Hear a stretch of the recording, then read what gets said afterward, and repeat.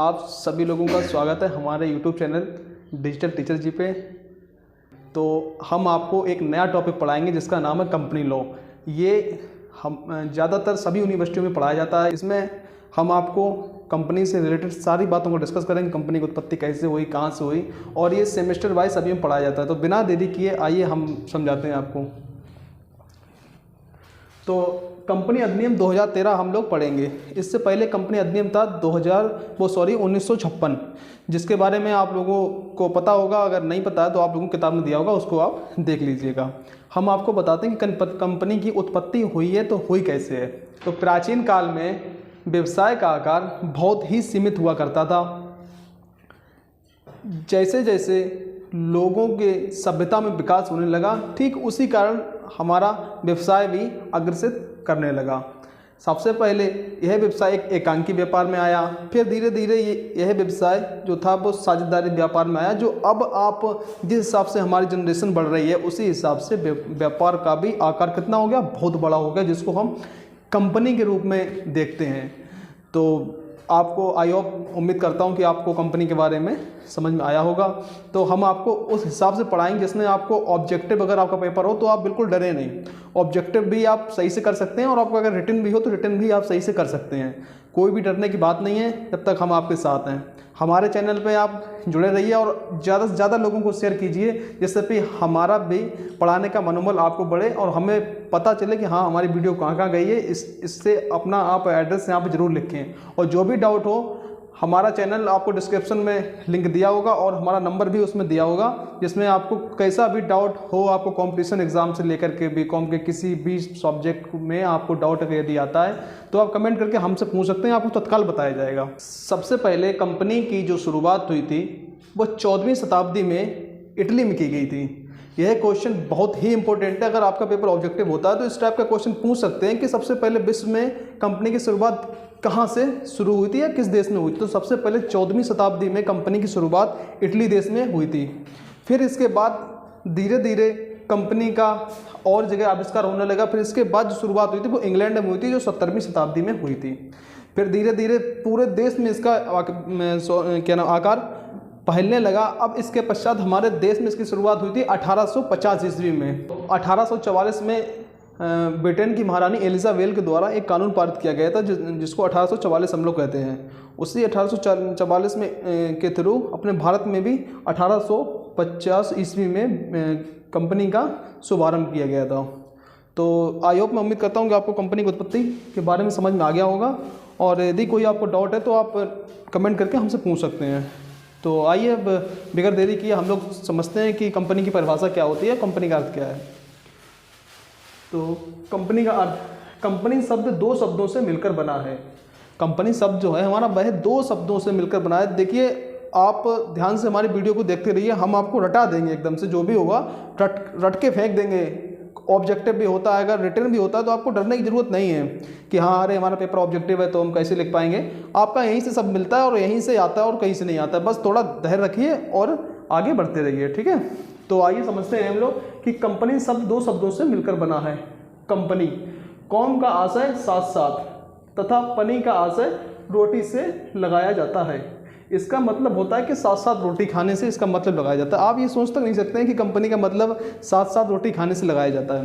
पहले के लोग क्या हुआ करते थे, साथ साथ रोटी खाते थे और अपने व्यवसाय के लिए और मतलब व्यवसाय के लिए कि संस्था को स्थापित करने के लिए बातचीत करते रहते थे। तभी इसको कंपनी का अर्थ उन लोगों ने साथ साथ रोटी खाने से लगा दिया।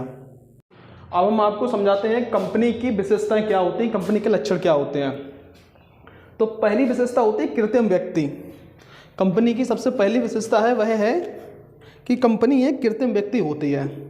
मतलब कंपनी जो होती है वह एक कृत्रिम व्यक्ति का मतलब ये होता है कि कंपनी वह सारे कार्य करती है जो एक व्यक्ति कर सकता है। लेकिन अब व्यक्ति को आप देख सकते हैं, भाई हो सकते हैं कि व्यक्ति है, लेकिन कंपनी का असल में अस्तित्व नहीं होता, लेकिन होता है, कंपनी होती है। कंपनी वह सारे कार्य करती है। कंपनी अपना खाता खुलवा सकती है बैंक में। कंपनी वो सभी कार्य करती है जो एक व्यक्ति कर सकता है, ठीक है। तो दूसरा, पहला हो गया हमारा कंपनी कृत्रिम व्यक्ति होते हैं। दूसरा पार्ट है हमारा, दूसरी विशेषता जो है वो है विधान द्वारा निर्मित। कंपनी एक विधान द्वारा निर्मित होती है, एक कानून द्वारा संचालित की जाती है। जैसे हमारा और आपका घर से संचालित होता है, माँ बाप हम लोगों को, आप समझ सकते हैं। तो सेम उसी कंडीशन के हिसाब से कंपनी का भी जो संचालित जो कंपनी की जाती है वो विधान द्वारा ही निर्मित होती है। अविच्छिन्न उत्तराधिकार यानी कि इसका मतलब ये होता है कि कंपनी एक निरंतर चलने वाली प्रक्रिया है। कंपनी जो व्यक्ति खोलता है उसका मेन मोटिव यही होता है कि हमारी कंपनी कभी भी बंद ना हो। अब कोई भी होगा वो कंपनी बंद करने के उद्देश्य से नहीं खोलेगा। अब कंपनी समाप्त नहीं होती है। जैसे मान लो सदस्य अगर एक सदस्य जाता है तो दूसरा आता है, यानी कि इस हिसाब से फ्रिक्वेंसी से लोग आते रहते हैं और जाते रहते हैं, कंपनी पर इसका कोई प्रभाव नहीं पड़ता है। और चौथा हमारा है व्यवसाय का व्यापार का संचालन। किसी कंपनी का संचालन डायरेक्टर द्वारा किया जाता है। अब डायरेक्टर द्वारा संचालन किसी कंपनी का किया जाता है, जैसे कोई स्कूल है या कोई संस्था है, उसका संचालन किसके द्वारा किया जाता है? मैनेजर द्वारा। भाई मैनेजमेंट जिसके हाथ में होगा वही तो सारी देखरेख करेगा। मैनेजर होता है वह देखता है कि हाँ कंपनी हमारी कैसी चल रही है, कंपनी ठीक है या नहीं, उसमें जो कर्मचारी काम कर रहे हैं वो सही से कर भी रहे हैं या नहीं कर रहे हैं, कंपनी हमारी प्रॉफिट कमा रही है या नहीं कमा रही है। अभी जो भी है वो कुल मिला के इसका डायरेक्टरों द्वारा काम किया जाता है। ठीक है। 5वां पॉइंट है हमारा सार्वमुद्रा। तो इस पॉइंट को थोड़ा ध्यान से समझिएगा। सार्वमुद्रा यानी कि सील, मोहर, चिन्ह। जैसे हम और आपको लोग जो देखते हैं वो हम लोगों के फेस से यानी कि हम लोगों के चेहरे से पहचानते हैं। ठीक है, ये फलाना इंसान है। जैसे मेरा नाम अमित कुमार है, जैसे लोग जब मेरा फेस देखते हैं कहते हैं ठीक है ये अमित कुमार है। आपका नाम विपिन कुमार है, लोग देखेंगे कि हाँ आपका नाम विपिन कुमार है। अब ऐसे ये कंपनी की मोहर होती है, कंपनी की मोहर होती है, उसको देख के पहचान लिया जाता है हाँ ये फलानी कंपनी का लोगो है या ये फलानी कंपनी है।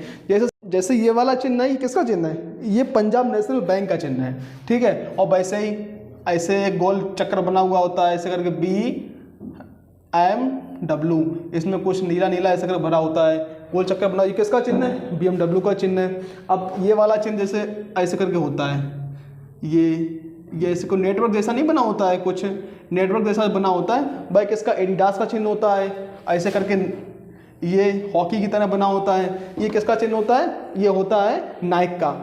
तो सार्वमुद्रा का मतलब यही होता है कि उसके चिन्ह से उसको पहचान लिया जाता है। तो मैं उम्मीद करता हूँ कि आपको ये समझ में आया होगा। पॉइंट नंबर 6, कर्मचारियों का सीमित दायित्व। इस पॉइंट को जरा ध्यान समझिएगा कि कंपनी में सभी कर्मचारियों का दायित्व सीमित होता है। कंपनी में सभी कर्मचारियों का दायित्व क्या होता है? वह सीमित होता है। जैसे मान लो कि आपको बता दिया गया कि ठीक है आपको इसकी मशीन को आपको देखना है, या आपको इस चीज़ को मेंटेन करना है, तो आप उसी चीज़ को देखेंगे, आप किसी और के काम में दखल अंदाजी नहीं करेंगे। तो इसीलिए कंपनी में हर एक व्यक्ति का दायित्व जो होता है वो सीमित कर दिया जाता है कि आपको यहाँ तक इसको देखना है, इसको आपको मेंटेन रखना है। पॉइंट नंबर 7 है निरंतर चलने वाली प्रक्रिया। कंपनी एक निरंतर चलने वाली प्रक्रिया रहती है, जो मैंने अभी आपको इसको अविच्छिन्न उत्तराधिकार में मैंने आपको बताया था कि कंपनी जो स्टार्ट होती है वो कभी बंद करने के उद्देश्य से स्टार्ट नहीं की जाती है। उसमें मान लो एक आया एक गया, एक आया एक गया, कंपनी में इस चीज़ का कोई प्रभाव नहीं पड़ता है। हालांकि कंपनी बंद हो जाती है, लेकिन किसी भी इंसान का ये मतलब नहीं होता है कि कंपनी जो है उसकी बंद हो जाए। जैसे मान लो किसी के पिताजी अगर कंपनी स्टार्ट करते हैं, सपोज वो नहीं रहते हैं, तो उनके जो जो साझेदार हैं, जो कंपनी में जो उनके बराबर के जो हिस्सेदार लगे हुए हैं वो चलाते हैं, वरना कोई ना कोई कंपनी को हैंडल करता है, उनके बेटे हैंडल करते हैं अगर वो काबिल हैं तो आई होप, मैं उम्मीद करता हूँ कि आपको कंपनी अधिनियम 2013 में जितना हमने आपको पढ़ाया ये आपको समझ में आया होगा। यदि आपको कोई दिक्कत आती है तो हमारे चैनल में आप नीचे कमेंट करके आप मुझसे पूछ सकते हैं। तो थैंक यू।